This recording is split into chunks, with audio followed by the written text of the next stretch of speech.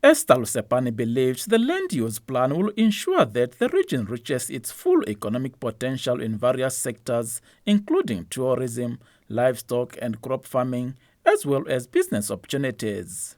The integrated land use plan maps a specific region and advises authorities on land allocations to competing land users. In the Kavango West, the competing land users are small-scale farming units, mainly livestock farmers, crop farming, urban centers, tourism, irrigation and residential uses, among others.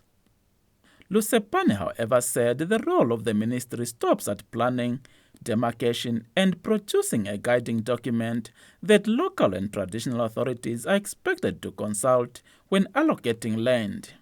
For example, here in the Kavango West, we have the Kavango River. This river is the lifeline of this region, where tourism can start from, where green scheme projects can start from, but also these land use end up being competing. Therefore, we sit with the people of the region and analyze, should these land use plans be competing, or should we balance them so that all the land use plans can be put on the ground? We also have the issue of the small-scale farms. We have the issue of conservation. We have the issue of fishing. All these are land use planning which can happen on the same space. By the land use plan, then we prioritize which space should be for what, and what is more important than the other one. She added that the ministry will not dictate to the authorities on how they should use the land, allaying fears that this was part of land registration. Councillor for Musese, Tonzoro and Makupi constituencies, Joseph Sikongo, welcomed the plan, saying it is for the good of the region and its inhabitants.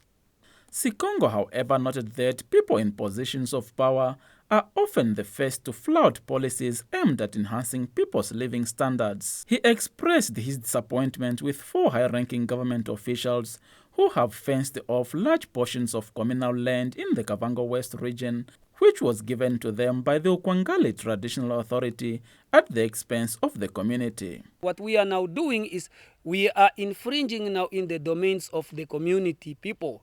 We want to have farm everywhere. Those of us who are the lawmakers are the one infringing in the domains of the community. Because I'm so high, I'm so senior, I can manipulate the community so that I can have my farm here. Now, who is going to respect such a policy? Now, if you are the one who created the policy and you are violating it yourself, this is what I'm talking about. I'm talking about farming unit, for instance. Communities are now crying.